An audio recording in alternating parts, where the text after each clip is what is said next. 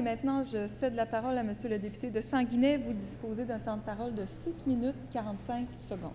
Merci, Madame la Présidente. Écoutez, il y a 7 conditions qui sont exigées pour accepter ou non le projet de TransCanada. Je vais insister davantage sur les retombées économiques. Il faut faire attention, quand on parle de retombées économiques, l'analyse économique doit être plus profonde que ça. En économie, on ne fait pas nécessairement une analyse de retombées économiques, on fait des analyses avantages-coûts. On regarde les avantages, on regarde les coûts. À partir du moment où les avantages sont supérieurs aux coûts, on donne notre aval au projet, on est d'accord avec ce projet-là. Alors, ce que je vous invite à faire maintenant avec moi, c'est on va regarder rapidement les avantages qu'on peut avoir de ce projet-là et les coûts. La députée de Saint-Hyacinthe, tantôt, a mentionné des choses et elle avait raison sur quelques points.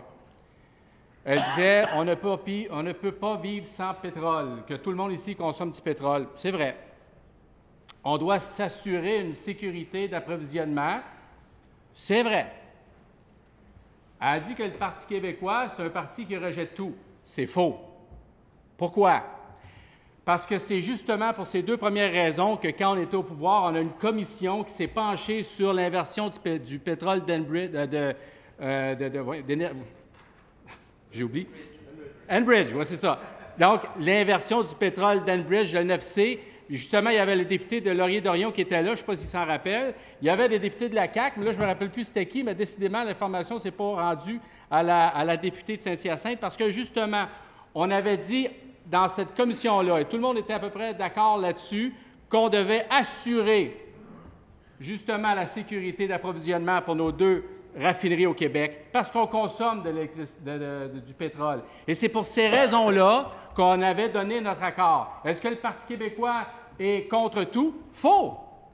On est pour quand il y a des retombées positives et clairement des bonnes retombées économiques au-delà des coûts que ça peut engendrer. Et c'est pour ça qu'on avait dit oui, sous des conditions évidemment de sécurité pour le projet d'Enbridge. Par contre, quand elle dit on est d'accord avec ça si ça vient au Québec. Ça ne viendra pas au Québec.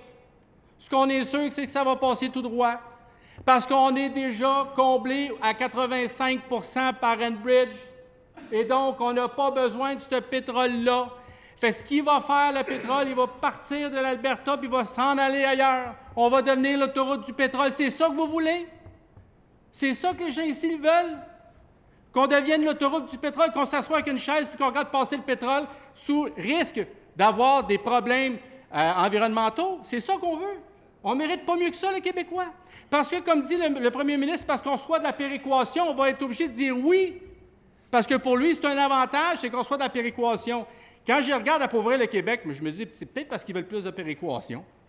C'est peut-être ça. C'est peut-être le désir les plus profonds d'être davantage dépendant du reste du Canada. Quand on parle davantage de ce projet-là, création des emplois temporairement, oui. Combien, on ne sait pas encore. Création d'emplois permanents. Avec un port, oui. Pas de port, pas bien, bien. Fait que là, on s'aperçoit là, que les avantages commencent à diminuer pas mal. Puis en plus, c'est le Parti libéral qui va évaluer les avantages, probablement. Ça, c'est très inquiétant. Coûts. Les coûts. Le MTQ nous dit, au niveau des routes, il y aura des problèmes. On va être obligé de refaire certaines routes. Coûts. Hydro-Québec dit, on va avoir des problèmes d'approvisionnement, possiblement. Coûts. Il va y avoir des problèmes de déversement potentiellement. Comment on fait pour analyser ça en économie? Que tu arrives avec une probabilité. Fait que tu arrives avec une probabilité, combien ça va coûter, puis à partir de ce moment-là, tu es capable d'évaluer approximativement les coûts économiques liés au danger que va apporter l'idée de devenir l'autoroute du pétrole. Ça se calcule, ça.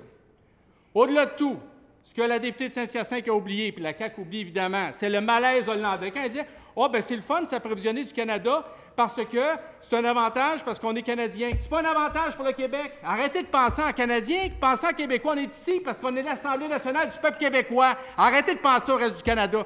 Parce que quand tu exploites le pétrole de l'Alberta, qu'est-ce que ça cause? Puis je vois le ministre des Finances rire, il le sait très bien, c'est un économiste, c'est le malaise hollandais. Ça veut dire que plus tu exploites le pétrole de l'Ouest, plus tu l'exportes, plus le dollar canadien va être en hausse parce qu'il va être en demande pour payer le pétrole. Plus le dollar canadien va être en demande, plus nos exportations vont coûter cher à l'étranger. Ça veut dire qu'il y a des emplois manufacturiers au Québec qui vont être perdus parce qu'on exploite du pétrole en Alberta. Madame la Présidente, c'est ça qu'on veut? Ah, ils vont dire, ça, c'est le Parti québécois, ils sont contre tout, ainsi de suite. Ils font d'urticaire quand ils parlent du Parti québécois.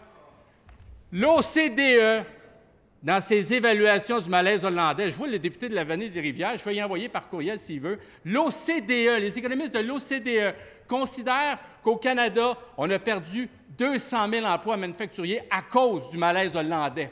Si on fait le calcul rapidement, c'est entre 75 000 et 100 000 jobs au Québec directement qui ont été perdus. Pourquoi? Parce une bonne partie du tissu industriel canadien il est ici au Québec.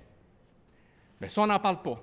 Évaluez, Monsieur le ministre, évaluez, Madame la Présidente, comment coûte 75 000 emplois récurrents année après année qu'on perd parce qu'on exploite le pétrole de l'Alberta, un pétrole sale qui vient nuire à notre économie. Et ces gens-là sont pauvres. La CAQ est pauvre. La CAQ est députée de la Rive... Il y a des députés de la Rive-Nord, là, ils vont voir passer ça, là, le pipeline, ils viennent de dire, ils vont dire à leur monde, bien, nous autres, on n'est pas contre l'idée. Ils vont arriver avec des pépines. Bon, on n'est pas contre l'idée. Oui, mais ça s'en va ailleurs, ça, dans le monde. Ça s'en vient même pas au Québec. Ça crée 0 job. Pas grave, on n'est pas contre l'idée. Tassez-vous de là. Amenez-vous des parapluies.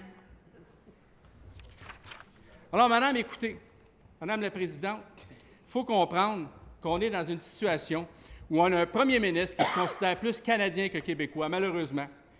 Le premier ministre réagit en fonction de ce que le Nouveau-Brunswick va gagner, que ce que l'Alberta va gagner, mais rien au sujet du Québec.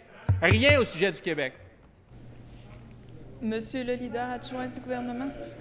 En 35.6, Madame la Présidente, on doit éviter de porter des qualificatifs sur le premier ministre qui a reçu le mandat de la population québécoise d'être là. Très bien, très bien. Il ne reste...